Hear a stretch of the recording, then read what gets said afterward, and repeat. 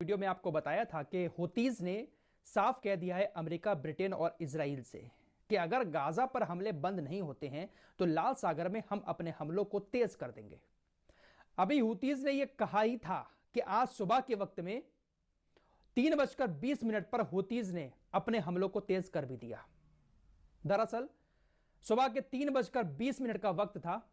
लाल सागर से अमेरिका और ब्रिटेन के 2 जहाज गुजर रहे थे। हूतीज ने एक साथ 6 एंटी-शिप बैलिस्टिक मिसाइल छोड़ी। इस हमले में एक जहाज को थोड़ा नुकसान हुआ, लेकिन एक जहाज को बहुत बड़ा नुकसान हुआ। यह जानकारी मैं अपनी तरफ से नहीं दे रहा हूं, बल्कि यह जानकारी खुद अमेरिका की सेंटकॉम की तरफ से दी गई है।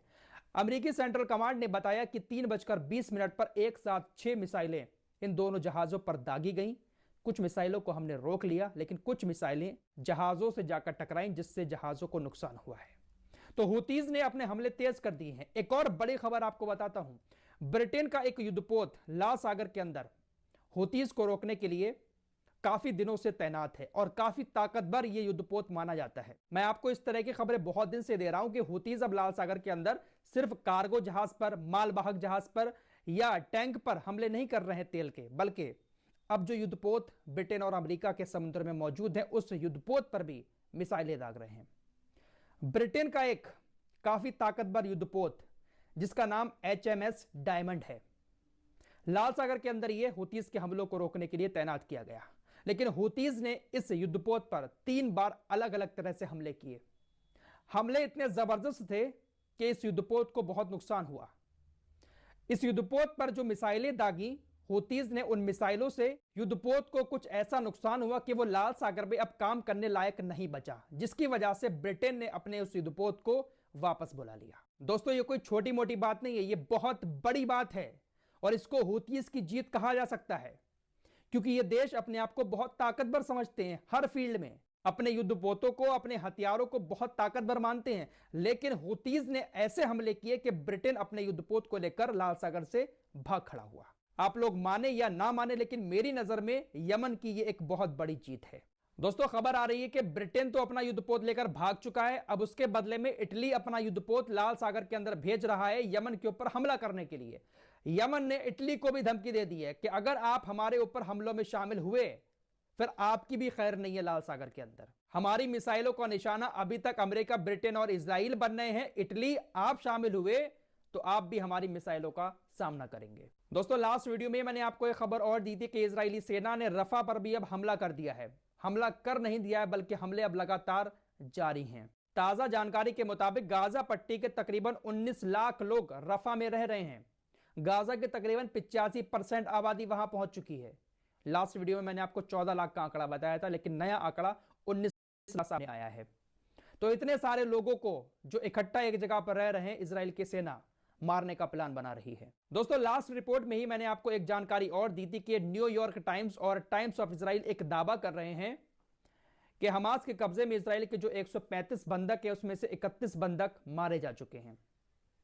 यह खबर इन लोगों के पास इजराइल के स्पोक्स पर्सन की तरफ से आई है। इजराइल के स्पोक्स पर्सन ने कहा है कि 31 बंधक मारे जा चुके हैं, लेकिन ये जो 31 बंधक हमास की कैद में मारे गए हैं, इनको हमास ने नहीं मारा है, बल्कि इजराइल के हमलों में इनकी मौत हुई है। इजराइल के लड़ाकू विमान जो ऊपर से हमले करते हैं हमास के ऊपर, उन हमलों में इजराइल के 31 बंधक मारे जा चुके हैं। साउथ अफ्रीका की सरकार ने एक और ऐलान कर दिया है। साउथ अफ्रीका के बहुत सारे लोग इजराइल के अंदर रहते हैं जिनके पास इजराइल की भी नागरिकता है। नागरिक तो साउथ अफ्रीका के हैं, लेकिन इजराइल में आकर बसे, इजराइल ने भी उनको नागरिकता दे दी, यहीं पर वो रह रहे थे। इजराइल के अंदर बहुत सारे रिजर्व सैनिक गाजा के अंदर लड़ने के लिए पहुंचे थे, तो उसमें से जो अफ्रीका के लोग थे वो भी गाजा के अंदर इजराइल की सेना में शामिल होकर लड़ने चले गए। अब साउथ अफ्रीका की सरकार ने ऐलान कर दिया है कि जो साउथ अफ्रीका के लोग इजराइल की सेना में भर्ती होकर गाजा के अंदर लड़ाई लड़ने पहुंचे थे, उन लोगों के खिलाफ साउथ अफ्रीका में मुकदमा चलाया जाएगा।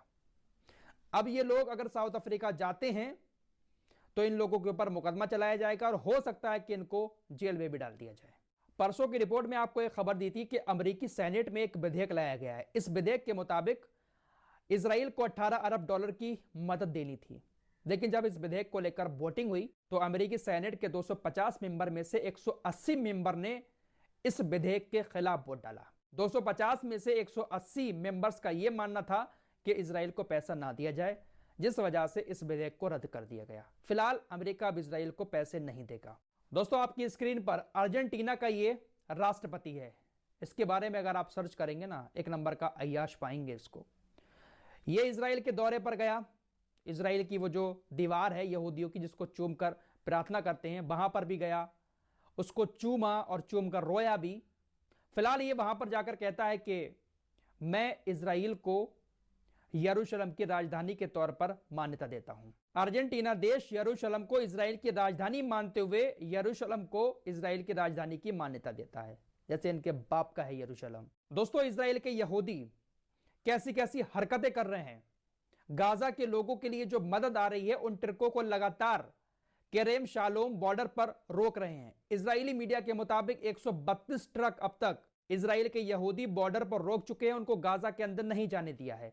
132 ट्रकों पर हमला करके उनको वापस कर दिया। इजराइल के जो आम यहूदी हैं, बॉर्डर पर इस तरह की हरकतें उनकी तरफ से की जा रही हैं, तो आप सोच सकते हैं इन लोगों के दिलों में कैसी नफरत भरी हुई है। अमेरिका के CNN ने एक जानकारी दी है कि 7 अक्टूबर से लेकर अब तक इराक और सीरिया के अंदर अमेरिका के ऊपर जो हमले हुए हैं, उन हमलों में 146 सैनिक हताहत हुए हैं। 3 सैनिकों की मौत हुई है, 2 सैनिक बहुत खतरनाक रूप से घायल हैं, 9 सैनिक ऐसे हैं जो गंभीर रूप से घायल हैं और 132 सैनिक ऐसे हैं जिनको काफी चोटें आई हैं। इन आंकड़ों से आप अंदाजा लगा सकते हैं कि सुपर पावर कहने वाला देश भी मिसाइलों और रॉकेटों के हमलों को नहीं रोक पाता है। एक अमेरिकी अधिकारी की तरफ से रिपोर्ट सामने आई है। एक अमेरिकी अधिकारी का मानना है कि वेन गिवर जो कट्टरपंथी इजराइल का नेता है, वो रमजान के महीने में टेंपल माउंट यानी मस्जिद अक्सा के पास तनाव पैदा कर सकता है। वेन गिबर एक खुराफाती और कट्टरपंथी नेता है। होते हैं ना बहुत सारे खुराफाती लोग कि उनको एक मौका चाहिए होता है दंगे भड़काने का, खुराफात करने का। तो वेन गिवर प्लान बना रहा है कि रमजान के महीने में मस्जिद अक्सा के आसपास पंगा कराया जाए। अमेरिका का विदेश मंत्री एंटनी ब्लिंकन एक बार फिर से मिडिल ईस्ट में आ चुका है। सबसे पहले यह सऊदी अरब पहुंचा। सारी बातें आप लोगों को अच्छे से मालूम है। सऊदी अरब के विदेश मंत्री से इसने मुलाकात की।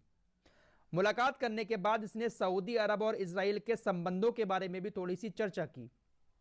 एक बार फिर से सऊदी अरब के विदेश मंत्री ने अपनी उसी बात को दोहराया है जो पहले वो कई बार कह चुके हैं कि हम इजराइल के साथ राजनयिक संबंध तभी बनाएंगे जब इजराइल गाजा पर हमले बंद कर देगा, फिलिस्तीन को अलग राज्य का दर्जा दे देगा।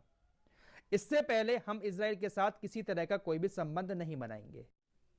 फिलहाल इस रिपोर्ट में इतना ही। मिलते हैं कुछ और नई खबरों के साथ, तब तक के लिए अपना ख्याल रखिए। अल्लाह हाफिज।